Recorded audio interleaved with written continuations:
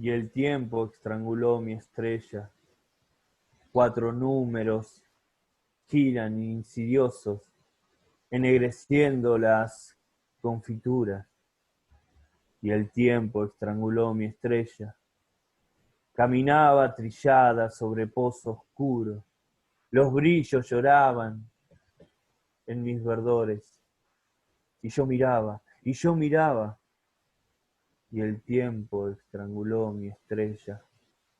Recordar 3 rugidos de tiernas montañas y radios oscuras, 2 copas amarillas, 2 gargantas raspadas, 2 besos comunicantes de la visión de una existencia a otra existencia, 2 promesas gimientes de tremendas locuacidades lejanas, 2 promesas de no ser, de sí ser, de no ser,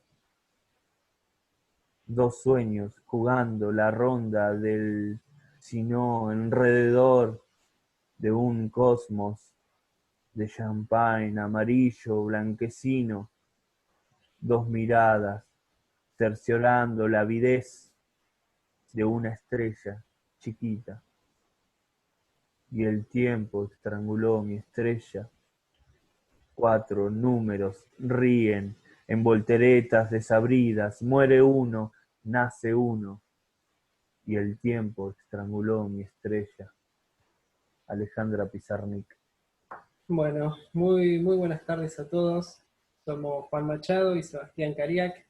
Estamos en un nuevo video de este canal de YouTube, donde vamos a estar hablando de una poeta, de una inmensa poeta que pisó nuestra tierra y que se llama Alejandra Pizarnik. En el transcurso del video trataremos de demitificar un poquitito esa idea que se tiene de ella, de su soledad, de su tristeza, por más que la hubo, obviamente, pero que eso tal vez nos sesga un poquitito la mirada cada vez que queremos interpretar sus poemas y darle realmente la lectura que se merece. Así que, bueno, como siempre vamos a estar acá con Juan Machado, un inmenso placer. Así que, bueno, Juan, te doy la bienvenida y comentanos un poquitito por qué has traído a esta poeta acá. Hola Seba, te saludo, como siempre agradecido. Hoy con unos problemitas técnicos, pero ya la estamos remando. No, decir que bueno, venimos con Alejandra, con su poesía, con su enorme obra poética. Y también, bueno, creemos que con Alejandra ha pasado un poco lo que pasa con Frida Kahlo, con el Che, ¿no?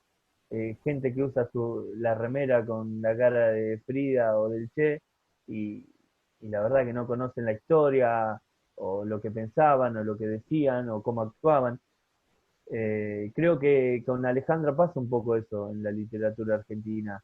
Fue estigmatizada como la poeta maldita, como la, la mujer que se la llevó puesta la poesía y que dejó su vida en su obra y en que en su obra vamos a encontrar todo su padecimiento, todo su sufrimiento, todo su dolor, su búsqueda. Y sí, eso está, obviamente, en su literatura, más en una obra poética, pero No es lo decir único. que no es lo único, es mucho, muchísimo más que eso. Su obra está muy por encima de su mito, digamos, ¿no? Por decirlo de esa manera, y que se ha trabajado muchísimo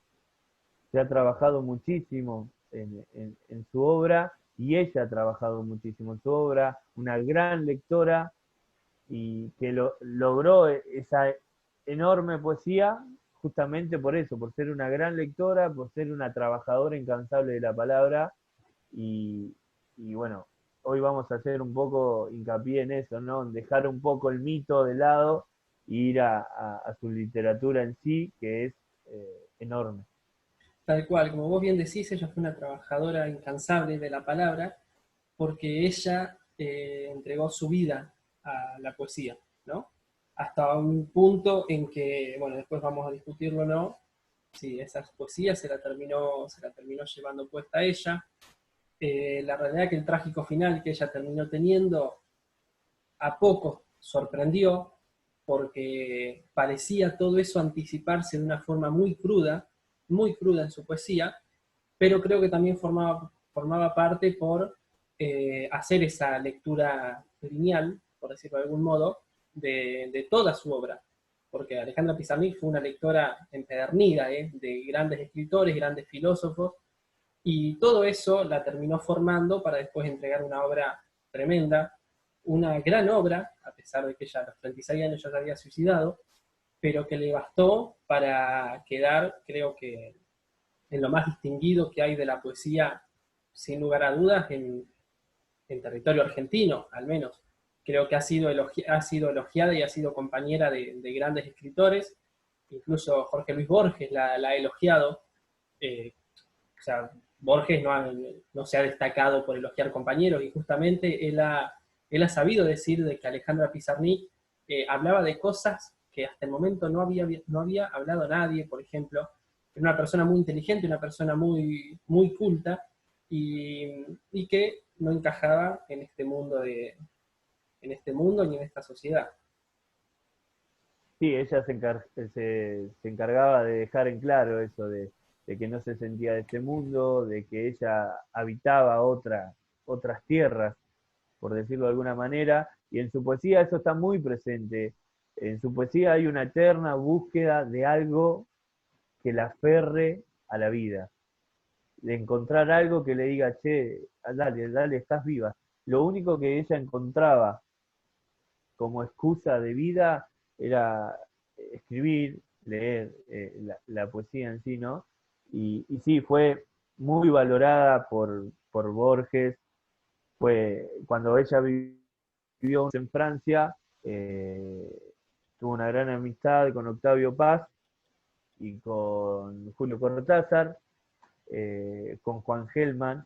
Ella era hija de inmigrantes, eh, que nació en Avellaneda, estudió, tuvo una adolescencia complicada, muy obsesionada, que eso después lo mantuvo, esta obsesión por su cuerpo, por sentirse gorda, por el acné, tenía un asma muy fuerte, dicen que era tartamuda, otros dicen que arrastraba un poquito la última sílaba, eh, toda una controversia, sus elecciones sexuales, en una época donde el mandato social decía que te tenías que casar y ser ama de casa y tener hijos, ella eligió escribir y, y tenía tanto relaciones con hombres o con mujeres, ¿no? Ella se llamó bisexual, muchos dicen no, era lesbiana, lo que pasa es que por la época ella se llamó bisexual. También mucha controversia en eso, ella publica La Tierra Más Ajena a los 19 años, no tiene nada, casi nada de éxito, es una obra que se rescata mucho después. Eh, Así que tuvo también varios palos en la rueda, ya sea por mandato social o por ser mujer y escribir, simplemente por ese hecho. En esa época eh, lo padeció bastante. Sí, por ser mujer, por escribir, por cuestiones sociales, y hasta algunas cosas hasta las heredó.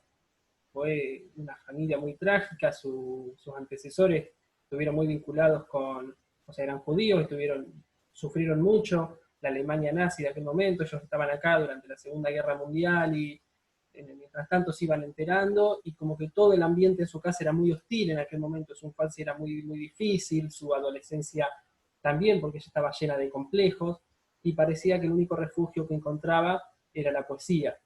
Mira, como vos bien dijiste, ya a los 19 años sacó el primer libro, pero recién después, a partir en el 62, creo que sacó Árbol de Diana, que recién ahí empezó a tener realmente el reconocimiento que ella y su obra merecían. Y fíjate, en esa obra, Octavio Paz, justamente, el mexicano, hizo un prólogo de esa obra, donde ya, fíjate, él te habla de un prólogo que tiene que tener diferentes interpretaciones. Y cada una de esas interpretaciones él te la lleva por una rama de la ciencia: química, física, botánica, mitología. Y, y bueno, él se centra en eso. O sea, uno ya cuando lee esto, el prólogo, para arrancar a leer el libro de ella, ya lo agarra de otra manera. digamos, ¿no? Y yo creo que en ese momento ya un poco él veía algo injusto, bajo nuestro criterio, de que se lo lea todo llevándolo a su tristeza y a su soledad.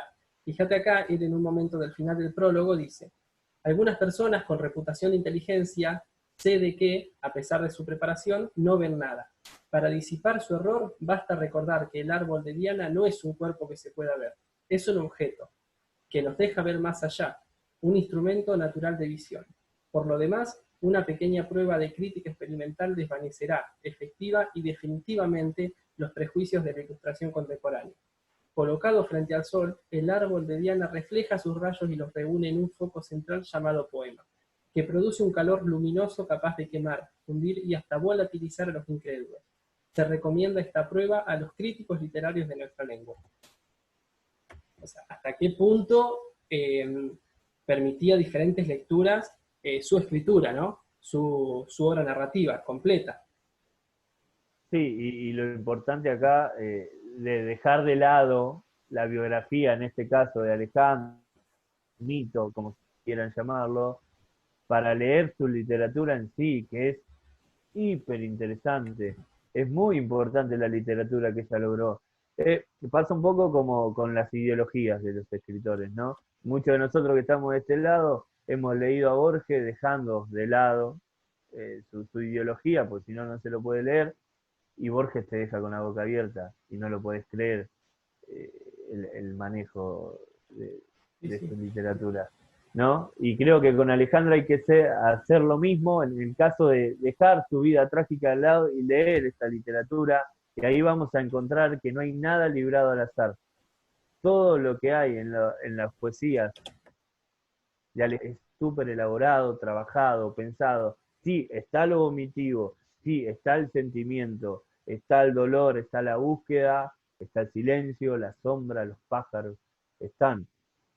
Pero es toda una construcción en base a lecturas, porque se leyó todo lo que había que leer, y trabajo obsesionado con las palabras. Ella decía que cada palabra dice lo que dice, además más y otra cosa.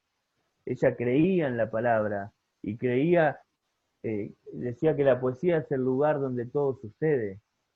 Para ella no había nada fuera de eso, pero en su poema no era que vomitaba un poema y ya está, ay, había hecho un poema increíble. No, No. lo trabajaba, lo elaboraba, el sentido que le daba a cada palabra, esto de que cada palabra puede decir infinidad de cosas, ella lo creía y lo sostenía, y es impecable. Vos encontrás cosas como hace tanta soledad que las palabras se suicidan. Creer a la palabra como vida, que cada palabra tiene vida y que la vida es la palabra. Ella creía en eso, lo sostenía, y yo tengo acá un poema cortito para leer, que justamente se muestra el manejo que tenía de las palabras, porque es una poesía cortita que ronda en 3 palabras fuertes con dándole distintos sentidos, ¿no? Entonces, ahí lo voy a leer, es un poema bien cortito. Dice que no sabe del miedo de la muerte del amor. Dice que tiene miedo de la muerte del amor. Dice que el amor es muerte, es miedo. Dice que la muerte es miedo, es amor. Dice que no sabe. Acá esta búsqueda de ella se ve reflejada, ¿no? Esta búsqueda de encontrar significado, de encontrar algo que al final termina siempre sin respuestas. Pero el manejo de la palabra una y otra vez, este es un poema súper elaborado, súper pensado. Entonces, no, que el mito no se lleve puesto a la gran poeta y al trabajo que hay detrás de cada poesía de ella. Claro, tal cual, tal cual. Sí, ahí no sé si tenés ahí a qué libro pertenece ese poema. Por lo corto, me arriesgaré a decir que tal vez es uno de los primeros libros, porque yo noté al final, en el infierno musical y demás, que ella como que se alejó un poquitito de esa poesía corta, breve, de esos versos breves, para tal vez largarse un poquitito más en la prosa. Es de Eh, Árbol de Diana. Árbol de Diana, mira, justamente, claro. A partir de ahí creo que ella tuvo el despegue el despegue literario y el reconocimiento que merecía, como habíamos dicho hoy. Sí, Eso, inclusive ahí lo que vos decías antes de que su prosa se empezó a ser más prolongada, ella en el final de su vida y de su carrera escribe una novela, que es La Condesa Sangrienta, que fue bueno, súper polémica porque usa un vocabulario no usual en ella, más verborrágica si se quiere, una novela súper fuerte, que fue muy polémica en esa época, al igual que cuando se publicaron sus diarios después de muerta, que también la dejó muy expuesta a ella y a su grado de locura, entre comillas, que la acechó en el último tramo de su vida. Ella quedó expuesta en ese sentido. Pero sí, esto de ir prolongando su prosa fue como un crecimiento que se ve de libro a libro, pero también nunca abandonó esto de en dos renglones no, sacudirte no, no, y dejarte. tal cual, no, sí, decir que nosotros recomendamos, obviamente, leer a Alejandra Pizarnik, pero leerlo, o sea, tranquilo, dice, no es algo liviano para leer, no es algo que se puede leer tranquilamente y pasando de página. Cada una, vos capaz que lees agarrás una página y tenés 3 renglones, pero no es solamente los 3 renglones. Hay mucho más lo que te quiere decir, hay mucho más en lo que a vos te genera. Ya de por sí la poesía, desde mi punto de vista, genera algo diferente a una novela, a una prosa.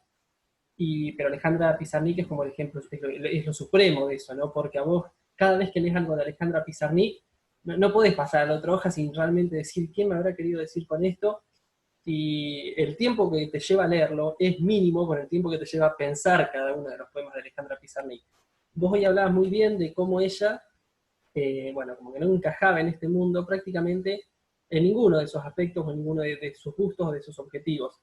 Sobre el final, en uno de los últimos libros, creo que es El infierno musical, hay un poema que es casi un relato, que se llama Sala de Psicopatología. Es bastante largo, pero yo había separado algunas cosas que me resultaron interesantes, donde, por ejemplo, en una parte dijo, y como soy tan inteligente que ya no sirvo para nada, y como he soñado tanto que ya no soy de este mundo, aquí estoy entre las inocentes almas de la sala 18, persuadiéndome día a día.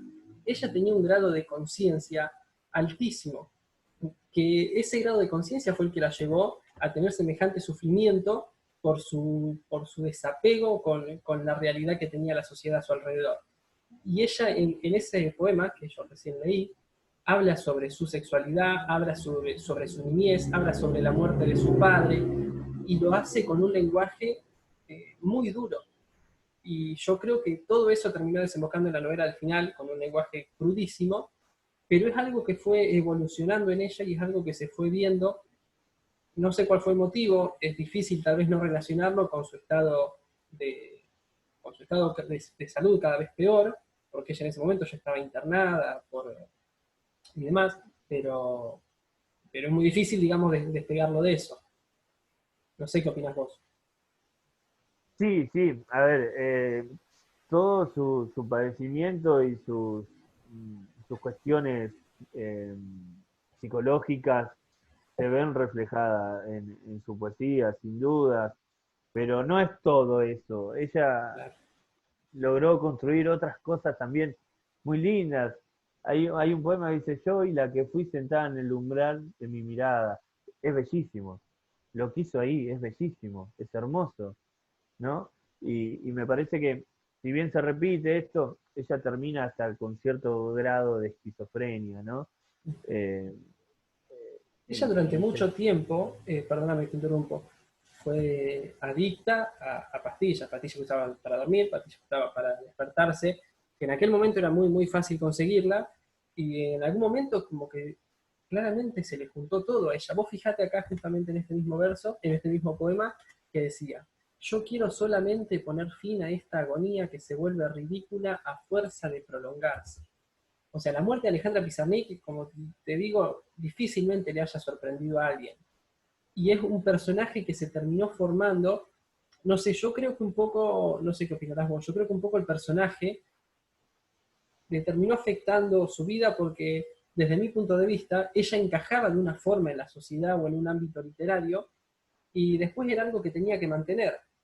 Y no sé hasta qué punto eso no le terminó jugando en contra a ella como persona, digamos, y terminó desembocando en su suicidio.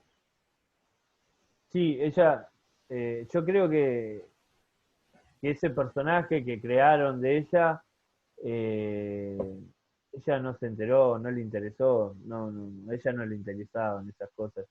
Ella vivía por la poesía y para la poesía hasta que le dé. Pero creo que ese personaje fue más de los demás que de ella misma. Creo que nunca se vio afectada por eso porque ella era Alejandra, ella era así y, y ella no creó su propia marca o creó su propio personaje para vender, no le No, interesaba en absoluto. Entonces creo que ese personaje de ella, de poeta maldita, de sufrida y demás, era, era más la concepción de ella que tenían los demás, no, no. pero, pero Alejandra yo no creo que la haya afectado mucho eso. Creo que le preocupaban claramente otras cosas. Sí, no, tal cual. Yo creo que ella terminó encontrando tal vez en la poesía la forma de encajar un poco y ese personaje que ella terminó formando era lo que yo tenía, desde mi punto de vista, era lo que la terminaba acercando a otros poetas. Ella fue una gran lectora, o una gran compañera de Cortázar, de Silvino Campos, que el otro día la tratamos acá. De hecho, le dedicó un par de poemas a ella. Y, y bueno, esa era mi postura, digamos, de que hasta qué punto ella, una persona que no encajaba socialmente en ningún lado, le terminó pesando eso, ¿no? Así que, pero bueno, creo que a grandes rasgos hemos visto acá a Alejandra, creo que vamos más o menos media horita de video, así que bueno, los voy a, no sé, ahora si tenés algo para decir, ya podés concluirlo, y yo como siempre los voy a invitar bueno, que nos sigan, a que se suscriban a nuestro canal, que nos sigan a nuestras páginas de Instagram y Facebook, Somos Iremos, que nos den me gusta, que nos comenten, y que bueno, esperemos que les haya gustado, que les haya resultado interesante este video de esta inmensa poeta, y bueno, invitarlos al próximo martes que vamos a estar haciendo un video de el escritor colombiano Gabriel García Márquez, una vida también más que interesante, así que bueno, Juan, como siempre, te invito a que te despidas como más te guste, y bueno, nos vemos el otro martes. Dale, agradecer una vez más, pedir que lean a Alejandra, no es inalcanzable. Si bien hay poesía de ella muy elevada, hay otras que son tres renglones y te deja, yo siempre digo que Alejandra comienza una poesía que termina en voz, que queda caminando. Hay un trozo de Alejandra que se queda caminando dentro tuyo cada vez que la lees y lleva su proceso, hay que leerla con tranquilidad, hay que leer una y otra vez por ahí el mismo poema para entenderlo, para desglosarlo, para disfrutarlo y darle la importancia y el valor que tiene eh, lo que escribió a mi gusto la mejor poeta de Argentina, seguro, y de Latinoamérica también, creo que es una gran referente para en todo el continente. Entonces, me parece que hay que darle el valor, dejar el mito de lado y valorar lo que es su literatura en sí. Bueno, me voy a ir como vine leyendo un poema breve de Alejandro. Partir en cuerpo y alma, partir, partir, deshacer de las miradas, piedras opresoras que duermen en la garganta. He de partir, no más inercia bajo el sol, no más sangre anonadada, no más formar fila para morir. He de partir, pero arremete, viajera, Alejandra Pizarnik.